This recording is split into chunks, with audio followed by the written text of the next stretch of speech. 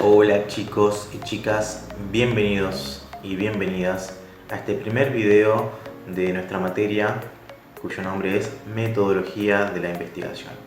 Justamente en esta materia vamos a aprender cómo realizar correctamente con todas las formas, herramientas y metodologías, ¿sí?, de una investigación formal, un proyecto de investigación sobre un tema X que ustedes irán planteando en su momento, pero para eso tenemos que repasar, si se quiere, toda la visión de cómo surge este método científico en primera instancia, ¿sí? No es un proceso que sale de la nada ni caprichoso, ¿sí? Es a través de años de experimentación y de búsqueda de la verdad, de búsqueda de nuevas formas de pensamiento, nuevas herramientas para poder llevar a cabo una investigación correcta y concreta y formal. Vamos a repasar en este primer video, ¿sí?, las diferentes miradas a través de la historia, ¿sí? La cosmogonía, de la cosmovisión, el punto de vista de la fe, de la religión, la ciencia en su forma más primigenia, cómo fue avanzando hasta los pensamientos filosóficos, y vamos a hacer una breve reseña, un breve repaso sobre grandes figuras del pensamiento, científicos, ¿sí?, incluso personajes de la historia que han cambiado la forma de ver la ciencia. Entonces, vamos a repasar los métodos científicos, pero primero vamos a repasar cómo llegamos a estos métodos científicos. Así que espero que este video les sea muy instructivo, y este es el primero de muchos que van a formar parte de nuestras clases. Así que espero que les sirva y nos estaremos viendo en un próximo video. La necesidad de comprender el entorno que envuelve al ser humano llevó desde los tiempos primitivos a tratar de establecer explicaciones capaces de dar coherencia a lo observado y a su propia experiencia. En un primer momento puede suponerse los temores y el desconocimiento le hicieron acudir a un modelo de explicación en el que se personificaban las fuerzas naturales. De esta forma, lo que ocurría tenía un autor de carácter más o menos sagrado y con ello un responsable. El ser humano alcanzaba así la seguridad necesaria en su vida y sabía a quién tenía que dirigirse para resolver sus problemas. Posteriormente, sin embargo, el progresivo dominio de la naturaleza y la mejora en las condiciones de vida le llevaron a plantearse las cuestiones desde otro ámbito. Él mismo se siente responsable de lo que ocurre en la naturaleza y consciente de las consecuencias de sus actos. Trata de reproducir lo que ve en la naturaleza, y por ello las explicaciones no pueden basarse en la dependencia de otro u otros seres. Ahora debe ajustarse a las relaciones que descubre en la naturaleza, en el mundo físico. Debe crear desde sí mismo una imagen coherente de ese mundo, analizar las regularidades que parecen existir en él, expresarlas por medio de leyes de forma que le ayuden a entender el mundo físico que es su lugar de residencia. Nace así un modelo de explicación racional que se construye a partir del análisis de lo que aparece, los fenómenos, siguiendo un riguroso método que le permite explicar el mundo material en el que el ser humano desarrolla su existencia y predecir esos fenómenos. Construye la llamada ciencia, cuyo punto de partida y metodología caracteriza al conocimiento científico. Las primeras explicaciones científicas sobre el mundo físico aparecen allá por el siglo VI a.C., cuando los llamados presocráticos se preguntaban sobre la constitución del cosmos, es decir, sobre el origen y la composición de lo existente, formulando las primeras cosmologías, en oposición a las cosmogonías utilizadas hasta entonces. Una cosmogonía es un relato mítico que explica el origen del mundo y su estructura. Las cosmogonías son inicialmente teogonías. La constitución del mundo se explica mediante sucesivas generaciones de divinidades, que establecen una jerarquía y un orden que representa la distinción de los diversos niveles fundamentales del mundo: el mundo celeste, el terrestre y el subterráneo, y el equilibrio y relación que existe entre los distintos componentes del mundo. Por el contrario, una cosmología es una teoría o un conjunto de teorías sobre la constitución y la naturaleza del universo, entendido como pluralidad de todo lo existente. Refleja los conocimientos y el ambiente sociocultural de donde nacen. Con Aristóteles se produce un cambio de mentalidad respecto de la ciencia y su relación con el mundo físico. Para este autor, en contra de la tesis mantenida por su maestro Platón, el único mundo real es el mundo empírico y por lo tanto fundamento de todos nuestros pensamientos. El mundo, tal como lo entiende Aristóteles, es un conjunto de objetos físicos, sustancias, las llama él, en el que nuestra razón descubre aspectos comunes que constituyen los conceptos o universales de las cosas. Estos son necesarios para el conocimiento, pero no tienen existencias en sí mismos. Esta necesidad de alcanzar la universalidad propia de la ciencia abre la puerta a la razón, como instrumento encargado del uso de los conceptos necesarios para alcanzar la precisión en el conocimiento. Para ello, estableció y sistematizó las reglas de la lógica, ciencia que se convirtió en un instrumento imprescindible en el pensamiento occidental.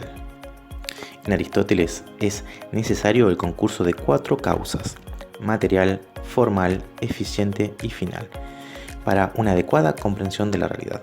De entre todas ellas cobran un lugar preeminente la materia y la forma.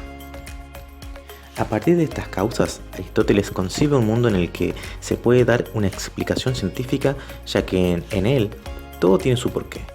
Al mismo tiempo, se hace comprensible la explicación del cambio en el mundo porque es una necesidad para que cada sustancia llegue a la propia perfección. Las ideas aristotélicas fueron recuperadas por los árabes y sirvieron como trasfondo de la comprensión del universo durante gran parte de la Edad Media.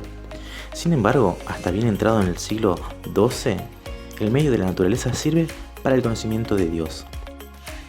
Su estudio debe seguir los mismos criterios que se utilizan para comprender cualquier texto sagrado y descubrir de esa forma la voluntad divina que se manifiesta en los procesos naturales y en los milagros, es decir, los fenómenos incomprensibles.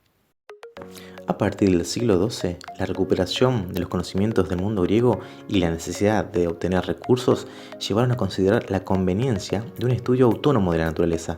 Se recupera la necesidad de descubrir leyes que expliquen el funcionamiento del mundo y se busca una explicación causal que excluya a los milagros.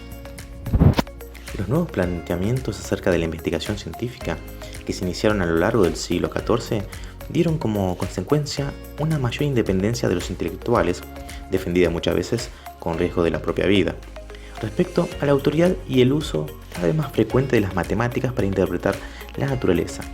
Nace así una visión del mundo físico en la que priman los aspectos cuantitativos que podían revelar mejor el orden del mundo impuesto por la inteligencia creadora.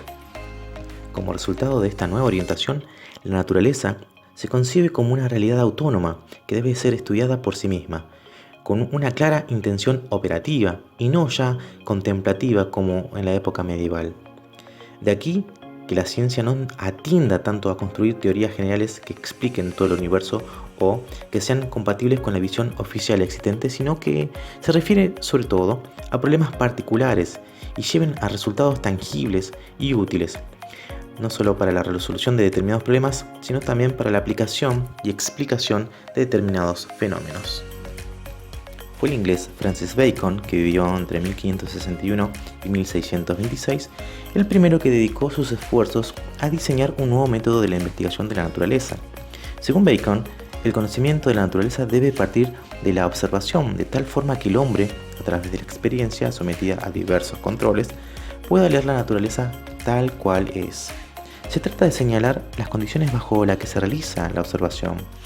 Y para realizar este proceso con garantía sostiene Bacon que hay que librar la mente de los prejuicios y falsas ideas, a lo que él denomina ídolos, a los que se respeta como verdades incuestionables.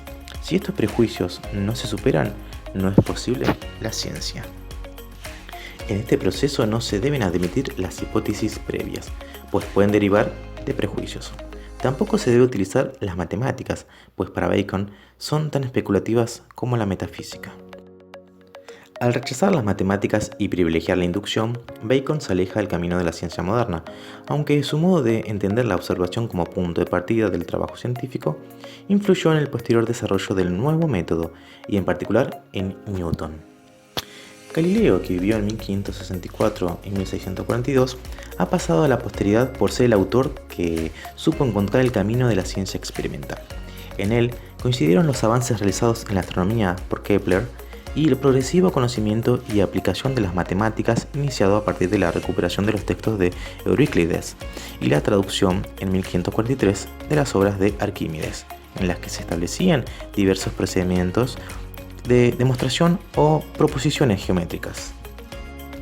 En sus investigaciones, Galileo utilizó dos caminos que hasta entonces no habían sido suficientemente coordinados: por un lado la vía teórica y por otro la experimental.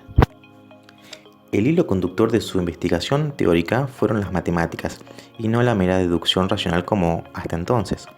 Para la observación se ayudó de aparatos de su invención, al mismo tiempo que en su laboratorio pretendía reproducir bajo ciertas condiciones lo observado en la naturaleza. Estos dos caminos, teórico y experimental, constituyen el fundamento de su método, el método hipotético deductivo. Pero es Newton, que vivió entre 1642 y 1720, quien culminará la obra emprendida por Bacon y Galileo. Su visión del mundo, basada en la aplicación de las matemáticas al estudio del universo y en la explicación de los fenómenos atendiendo a la materia y al movimiento, lleva a una comprensión unitaria del mundo físico que unificará definitivamente la física terrestre y la celeste. El modelo newtoniano de explicación del mundo físico pretende descubrir únicamente las relaciones matemáticas que rigen los fenómenos.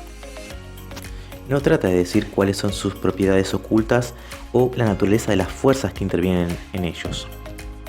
Partiendo de la experiencia y de su interpretación matemática, sigue el estudio de las regularidades y leyes, base de la interpretación mecanicista del mundo, un mundo en el que rigen unas leyes únicas. La importancia dada al estudio de los fenómenos será la aportación fundamental de su pensamiento, pues el abandono de las hipótesis metafísicas y teológicas en la interpretación del universo es quizás la característica que mejor define a la ciencia moderna.